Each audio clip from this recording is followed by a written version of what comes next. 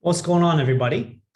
I wanted to do a TradingView tutorial and show y'all how do I map out a chart in the crypto space to understand what the heck is going on in the market on a day-to-day basis. For those of you who have been watching my videos for a while, one thing you'll know is I use a bunch of different indicators. I use different ways of looking at those indicators on different time frames. I also like to change that up with looking at volume and price information to looking at the heat map data. But what I wanted to talk about today is how can you get by just knowing the basics of charting?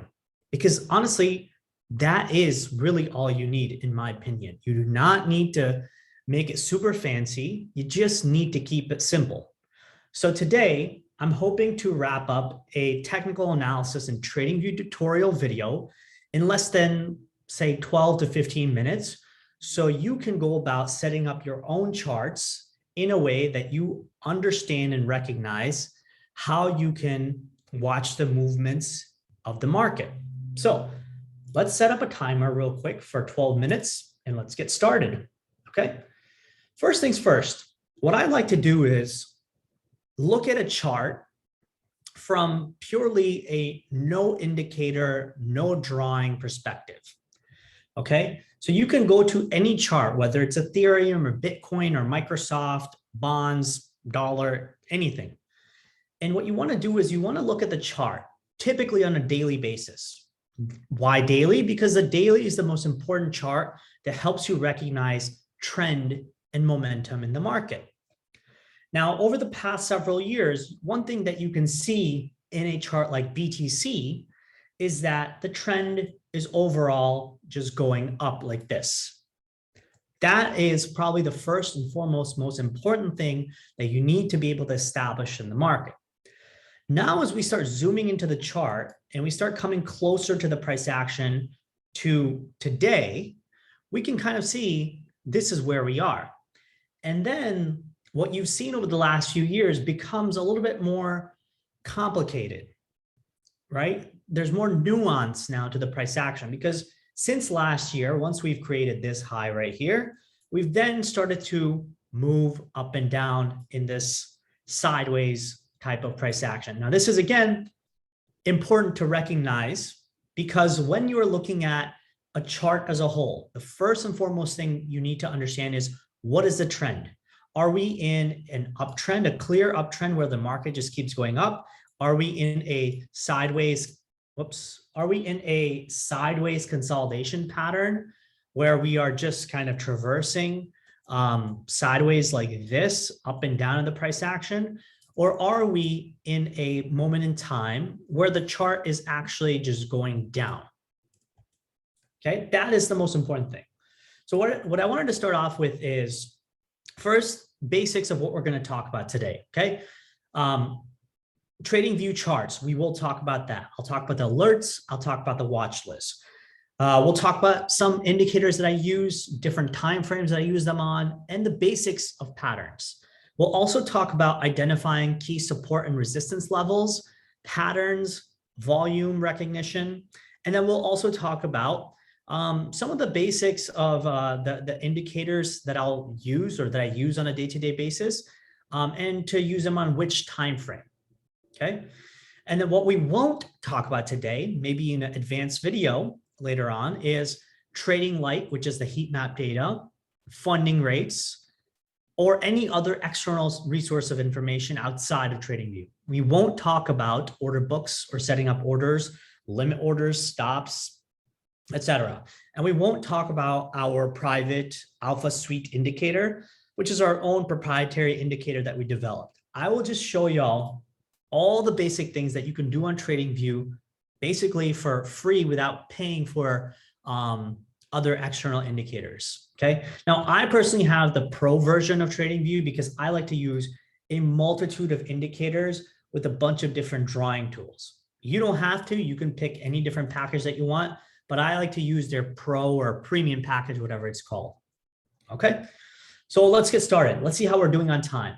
Okay, looks like I wasted like 4 minutes just talking about random crap about TradingView. So now let's get to the basics of charting. Okay, first thing that I do is usually start looking at levels of support and resistance. Okay, so on a daily basis, right, one thing that I can clearly identify is, okay, this probably looks like a decent amount of support. Why? Because prices bounce here multiple times, come back here multiple times. Okay, the other thing that I'll tell y'all, which is a trick regarding identifying support, is see if you can identify a even number, right? Price likes to gravitate towards even numbers. Like in this case, it would be 30,000. At the resistance point up here, right, you can kind of identify it as, I don't know, 60,000 or something, or 65,000, let's just say. Okay, that makes your life easier to understand what are the big, bold numbers that price tends to gravitate towards. Okay, so now that we've identified support and resistance levels on a daily basis, okay, we can then start mapping out different indicators like, okay, how does the volume look? All right, well, volume, again, is an indicator of recognizing how much buying and selling has taken place on a particular day in a particular area. So in this particular instance, right, a good amount of volume, whoops, let me get rid of this right here. In this particular instance right here in this block, okay, we had a good amount of volume come out of here, and then we started to push up higher, right? But in this area right here, guess what you see? You see a decline in volume, okay? Now, when you start seeing price move up and volume overall declining, it's generally not a good sign, because that means that there's not enough buyers who are continuously buying and forcing the volume up that is driving the price up higher, okay? So again, another sort of pro tip is that as price moves up, you generally want to start seeing volume slowly start to tick up, all right? When you start seeing price move up like this and then volume at the same time go down, that means something is off in the market and you need to start being careful. The other thing that I spoke about, what we'll talk about, is patterns, right? Now, I'm not going to go deep into patterns because there's like hundreds of them. You can identify any pattern on any different time frame. And patterns are sort of fractals in a sense. They can be identified on a daily time frame. They can be identified on a 1-minute time frame. So some easy patterns that I'm sure you guys are familiar with are things like head and shoulders patterns. These are head and shoulder top patterns that generally create this kind of neckline. Okay, whenever you see these patterns sitting at the top of a trend, generally means that the market is looking very heavy. It's looking bearish. And when you start seeing price break below that neckline off that right shoulder, so this is the left shoulder, this is the head, and this is the right shoulder. Okay, so when you start seeing price decline right through the neckline, okay, that's generally a sign that we're about to start, heading down and breaking down further. Okay, you can actually go to this website called the pattern site. It's by this guy Charles Bulkowski. He has a ton of different patterns that you can learn from and apply and just read into, so you can identify, what kind of pattern are you seeing, and how can you apply the volume and neckline and support and resistance level to that particular pattern. Okay, now it's not really easy to tell you exactly what indicators I use, because there's so many different ones that I use, and I use them on different time frames, whenever they're useful or not useful. So the basics of what I use is support and resistance level, especially horizontals, right? There's two types of support and resistance levels. There's horizontal support and resistance levels like that. So I can draw, right, knowing that this is a resistance point right here, right here, right here. Price breaks through that resistance point, right? Or you can identify maybe horizontal, you can identify diagonal resistance levels, like maybe something like this, right? You can kind of see price is kind of grinding up this trend line. It breaks through, but quickly recovers. Then it continues on this trend line. Then it maybe creates a new, trend line like that. Okay, these are diagonal support lines. And same thing goes for resistance, right? The same way we have resistance right here. Okay, you might have a resistance trend line, something like this. It could be something like that. okay? Where trend lines are diagonal resistance points like this, like this, like this, like this. Price breaks up, fails, breaks down, okay? So you'll have a lot of these failures that also happen in trend lines. It happens quite a bit in markets because markets are never like, okay, well, here's a support and buy every time, you hit the support. Price will drag you down further and then quickly recover and get back above that trend line. Same thing goes for resistance, like this point right here that I showed y'all, right? Where price was maintaining this resistance line, broke up, failed, broke down. Okay, so keep that in mind. Now there's other indicators that I like to use. Bollinger Bands, which are really nothing but recognizing volatility and sort of the ranging of price action, okay? This middle band right here, the red line that you see, is typically the 20-day moving average, or technically it's the 20-period moving average, because on an hourly time frame, this is 20 hourly periods. On a daily time frame, this is 20 daily periods. Okay, moving averages, remember, are nothing but price action looking back, every single day and mapping out an average for the price. So the moving average will add yesterday's high, low, open, close, and add that as a formula for an average of what happened the previous day and what happened the one day before that and the day before that. And then it creates this very nice sort of moving average kind of like this. Okay, it'll look like that.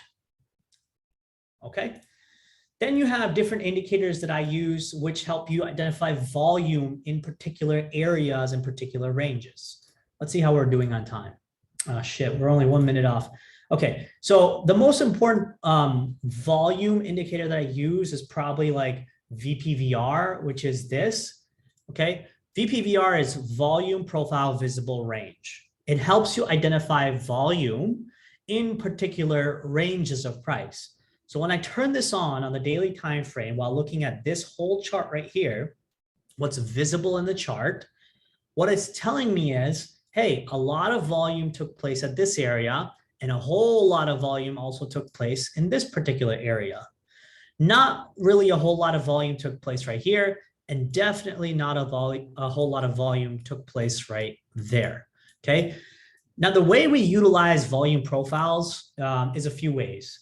I'm going to turn this off because I feel like I need more time. So I apologize. I really wanted to do it in less than 15 minutes, but that's going to be kind of hard. So one way to identify using volume profile is price tends to gravitate from high volume node to high volume node. Okay. So in this particular instance, if the high volume node is right here, price is going to try to get as close to that high volume node as possible. When price was up here, guess where the high volume node was? Way the hell down here, right? So price was going to do whatever it takes to get to this high volume node if the price were to break down, okay?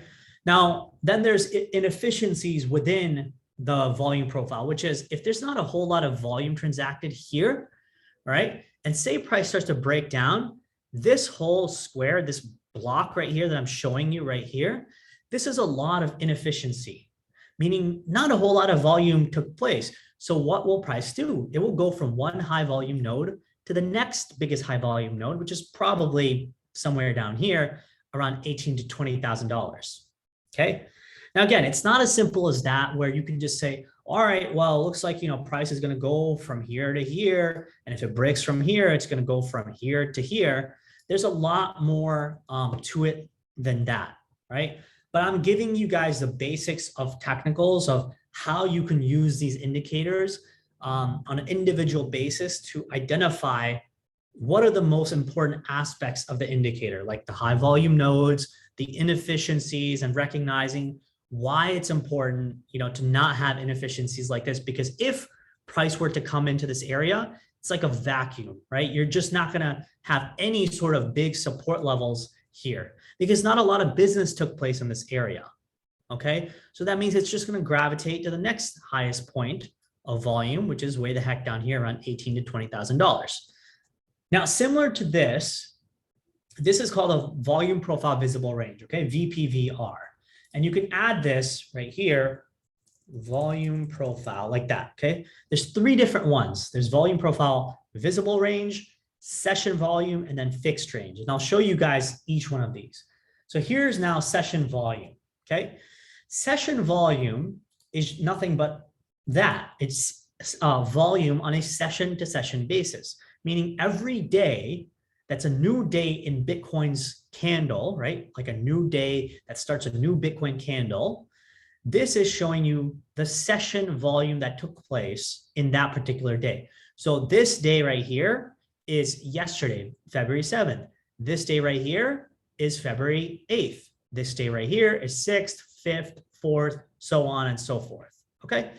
What this is showing you right now is in a particular day of the candle, right? Meaning every hourly candle that's taken place, okay? What kind of price action were we seeing at different parts of that price action movement? So let's just say for this day right here, February 4th, we saw a good amount of volume take place right here on the February 4th day. This red line right here is what we call the POC, the point of control. So the point of control is the highest volume transacted for this particular day of the candle, right? So this POC for February 4th right here took place at $40,400. The next day right here, okay, this price action is showing you this red line. Majority of the price action took place at this red line around $41,400. The next day, okay, see this where this red line is? The red line actually coincides with kind of like these big sort of blocks of volume. See that black, block? So it coincides with that. So on February 7th, price action showed you that highest amount of volume took place right there, okay? And that's around 42,800. Why is that important? Okay, remember, a market is nothing but buyers and sellers. Buyers and sellers get to decide at what level do we want to hold price, as support or as resistance, okay? If price, let's just say yesterday was showing you that, hey, a lot of price action took place here, and we built a point of control right here, $42,800, which is where this red line is. How is that important on the following day? So the following day, guess what, right? Price was trading way the heck up here, but then price came down today and went all the way to a low of about 42,800, and it found support. Why is that? Well, because yesterday, good amount of volume took place right there. So that means that buyers and sellers came to an agreement and said, hey, in this particular area, a lot of people want to sell or a lot of people want to buy. And then after that, price actually ripped up higher, meaning buyers won. Buyers decided to push the price up. Now, guess what? When price comes down, what's going to happen? Well, these buyers that push the price up, they're going to defend this area, right? This point of control right here, they're going to defend that area. So of course, you're going to see price bounce. Now, if say price were to start breaking below this area like this, and it start to reject and roll over, that means that basically in this area right here, everybody who bought, they might start selling, or they might start getting out of their positions, and they might become the sellers in the market. And then where does price go?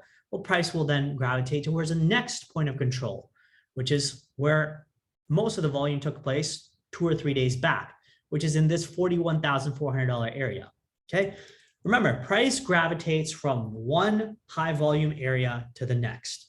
It can always just nuke lower, right? That's always possible, because if price is going to nuke lower, that means that the sellers are overpowering these buyers and these buyers and these buyers and everybody, right?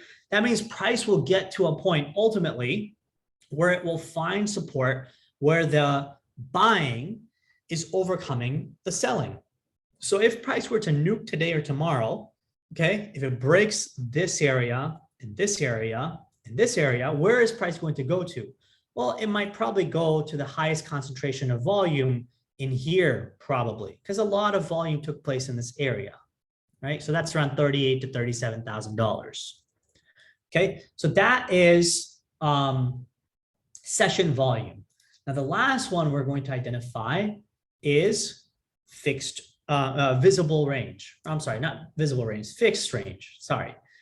Fixed range is similar to what I showed you in the session volume and similar to what I showed you in the visible range. But now fixed range means what particular area of the chart do you want to look at? So for me, when I look at a chart like this, I say, okay, well, looks like something interesting happened here, right? Price was moving sideways right here for like 15 days. It broke that support. Remember, we're identifying, support, support, support, right? Price broke through that support and then started trend down. Then it just kind of put in a low, put in higher lows like this, and then start to move up. So what do? I say, okay, if price has put in a bottom right here, okay, what kind of high volume, where is the highest amount of volume taking place from this particular area all through here? Because that's going to be important, right? If price were to come down, it's probably going to gravitate towards the next point of highest concentration of volume, somewhere where the bottom, was sealed right here. So how do we do that? Well, we type in fixed range, and it will give you this tool. If you look, right, you touch here, okay, and then you just grab it, drag it up until this point where price broke out. Okay, so we now know that in this particular range right here, the highest amount of volume was transacted in this particular area, which is the red point of control, which is $36,880. Okay, let's just say 37 to be a little bit concise. So that means that if price were to break down and nuke, okay, maybe it comes back to this key point of resistance, which was resistance right there, resistance, resistance. So it could test that as support. But if it breaks down further, well, where could it land to? It will probably go, let me see here.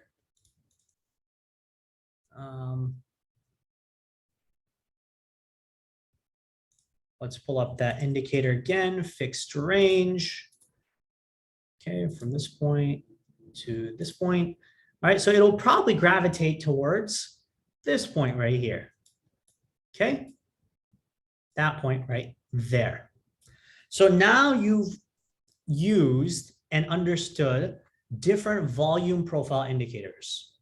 And volume profile indicators are particularly important because they help you identify the concentration of buyers and sellers in particular days, in particular ranges, or on entire multi-month timeframes like that visible range thing that I just showed you. Okay. Then there's other indicators that you can use that are simple, right? Moving averages. Okay, moving averages are very simple. You can throw on a 50-day moving average, which is commonly used. You can edit this and say, you know what, let me use a 128, which is also commonly used. You can use this moving average on a daily basis, which is generally what traders use, right? Moving averages are generally used on a daily basis. You can use it on a 4-hour basis. Now this is a moving average, 128 period on a 4-hour basis. You can also use it on an hourly time frame or a 15-minute or a 5-minute. Okay, there's different ways to use this moving average, right? And remember, moving averages are nothing but taking in the price action that has occurred previously and adding it to make a slope like this. Okay, so if this is a 128 period moving average, it's looking 128 periods behind and mapping you out this line as you see it. Okay. Then you have some other basics, right? You guys know very well, I'm very big on mapping out monthly, weekly, and yearly SR levels. Okay. What do I mean by that? Okay. So whenever a new month or a new year or a new quarter or new week opens, I like to understand where are we in context of the price. So here's a simple example. So if I go to the 12-month chart, right, I'm going to do this real quick. Okay. So we're going to map out yearly opens because remember, 12 months is 1 year. So we're going to map out yearly open for every single year for the past few years. Okay, so there's 2019, there's 2020, there's 2021, and there's 2022. Okay, here you can edit 2019, 2020, just give it some labels real quick, 2021, you just double click these and add the labels, 2022. I like to make my charts as descriptive as possible so I understand what I'm looking at. So now we just go on a 4-hour basis and you can now see the map of all these different yearly opens. Okay, you see 2020 way the heck down here, 2021 and 2022. These yearly opens I've used, even in the stock market, and they're extremely helpful because they help you identify how is price moving in relation to the yearly open.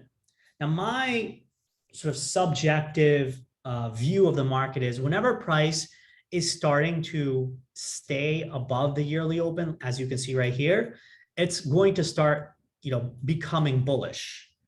Okay, when it starts to stay inside the yearly open, like it did right here, right? Price is going to, be bearish until it claims that yearly open. Because think about it like this, okay? If you begun the year, all right, on January 1st, 2022, and here's where the price is, right? 2022 price opens on this particular day, right? This particular day price opens, and then price starts breaking down. So if you bought Bitcoin at the beginning of the year, you are now down on the year. You've basically been down for almost a month and a half now. But once price starts breaking above that yearly open, then you start to recognize, okay, whoever bought at the beginning of the year or whoever bought when price was lower down here, now everybody's in profit. That means that the market is taking us up higher and higher, and it doesn't mind dragging people up further in profit. Okay, it's as simple as that.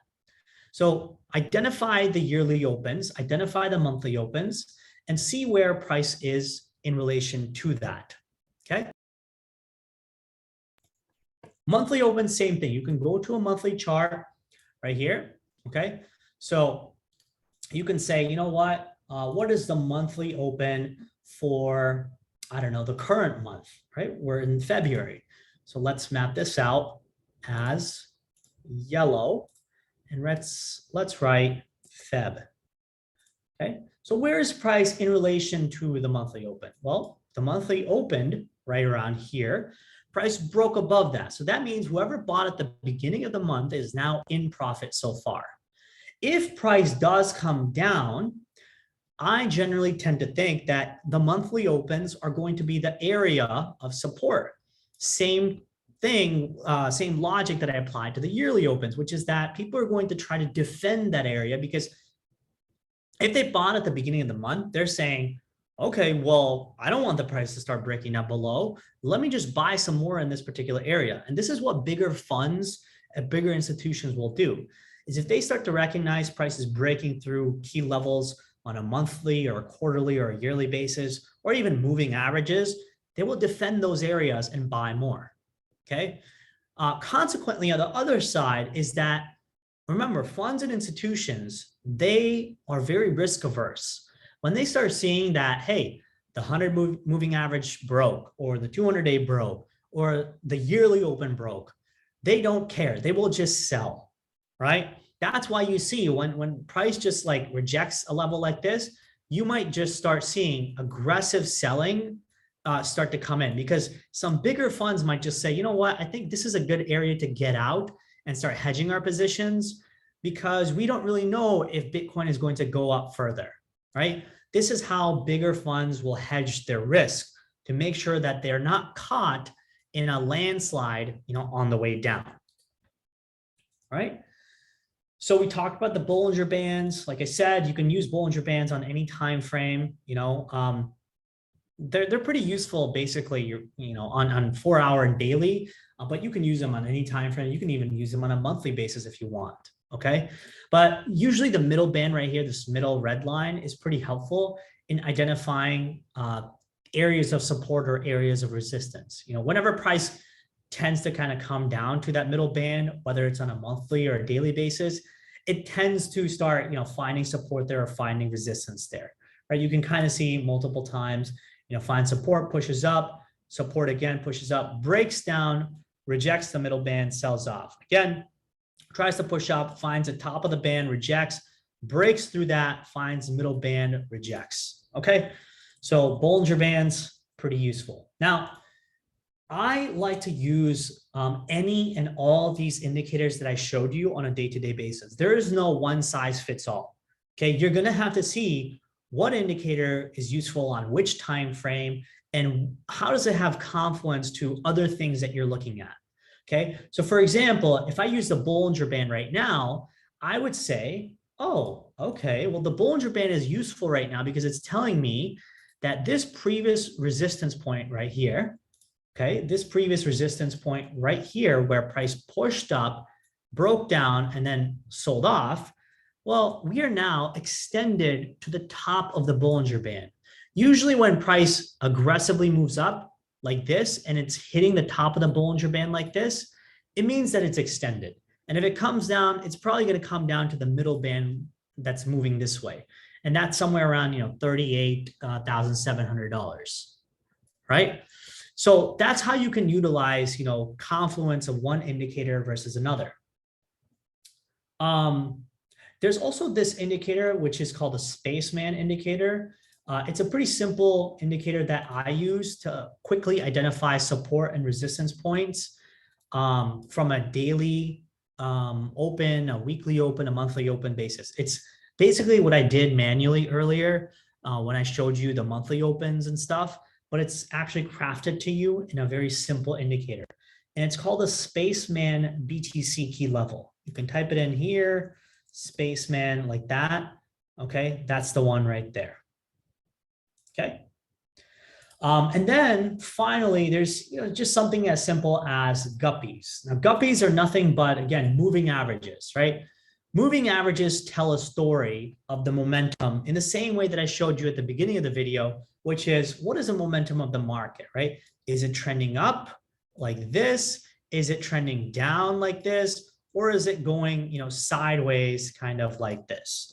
Now, Guppies actually help you understand what is the momentum of the market on a daily basis, an hourly, 5-minute chart, anything, because these are all just moving averages, okay? And they're different moving averages. Like you can kind of see their formula. There's like the 6 period, the 8, the 10, the 12, the 15, the 30. There's all kinds of different ones, right? You can even change these up if you want to. You can make any of these whatever number that you want, okay? And these are helpful because it helps you identify, when is the momentum shifting in the market. So when these aqua bands are trending up like this and they're above the red bands like this, okay, that means the market is generally trending up. On a daily basis, when these red bands start to cross above the aqua bands, you are then going to start noticing a trend starting to break down, okay? Once again, when you start recognizing a cross on those bands, that means that the trend is about to reverse and we're going to start pushing up. So what does that tell us about the trend right now? Well, it tells us that right now, the market is still uncertain, right? The aqua bands have not actually broken above the red bands. We still may have a little bit more time to go.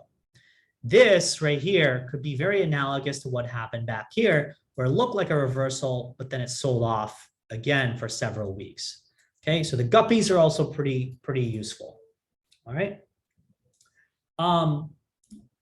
There's obviously other things that I use, like channels and flags and all that stuff, right? Diagonal and horizontal trend lines. This kind of comes with experience. I would probably tell you that, keep it simple. Try to draw lines in a way that you're not forcing them. Like some people will kind of do something like this where they'll say, well, this is a trend line right here, and they're cutting through some candles for no reason. Usually trend lines are pretty clear, right? Like if you're seeing, there's a touch of support right there, support, price breaks through but recovers and then breaks down and then tests that same area as resistance right there, well, then this is probably a trend line that's created. Okay, same thing on a daily basis from back here, right? This is probably, you know, a nice trend line that we are, you know, trading against. Okay, so keep it simple when it comes to your trend lines, your horizontals, your diagonals. Don't force them. Try to see where you can map out these trend lines or these horizontal support or resistance lines where you can get the most touches without having to force through candles. Okay, so, you know, a simple instance right now is that I'm actually looking at this and I'm saying, okay, this is a point of resistance, right? I don't know if I can count this as support, but it's close. But this is definitely resistance, definitely pretty close to resistance, definitely close to resistance, okay? Just remember that in markets, it's never just a single point that is exact support or exact resistance, right? Price will blow, you know, $15, $20, $100, $500 different ways, and it'll create a zone of support or a zone of resistance. Okay, so this is why when I identify support and resistance, I say, you know what, is it pretty close or am I forcing it? And I would say in this particular area right here, that's pretty darn important because these look like turning points in the market, right? Definitely turning points right there. Turning point right there. See, comes back to this area, turns around. Wicks into this area, quickly turns around. Finds support right here, fails to push up, sells off. Again, we're coming back to that same area again, okay? So anyway, I hope you found today's video useful. Like I said, I'm not going to be talking about trading light or funding rates and all that stuff. This is really just a basic video of helping you understand the basics of identifying support levels, yearly opens and monthly opens, and different indicators that I use. If you want to read more about how chart patterns work, you know, how does a head and shoulders create a target? Well, you can find this on the pattern site right here. Okay, it'll give you volume analysis. It will give you, you know, what kind of different patterns are out there. There's also a lot of different stuff like, you know, what kind of candlesticks are there. There's, you know, combination of candlesticks like what's a bearish candlestick, what's a, you know, seven-leg advance or three-weight soldiers, or what's a doji, or what's a gravestone doji, or a hanging man candle. All that stuff is right here on this website called the Pattern Site. All right. I hope you guys found this video useful. Sorry for going well over time. You know, I tried to do it under like 12 or 15 minutes and I thought I could, but clearly not. It seems like there's a lot more to it. If I need to do another video covering different indicators and stuff, I will. But I would say my next video is probably going to be more so about, you know, recognizing funding rates and how to use other external sources of looking at the order books, maybe even doing a tutorial on FTX of how to set up limit orders and stops and, you know, take profit markers, etc. All right. Anyway, I hope you guys found this video useful. I will check in back with y'all soon. Okay. Cheers. Take care. Hit the thumbs up on the YouTube video if you like the content, and join our Discord community. The link is below, or the link is above here in your top right. All right. Cheers.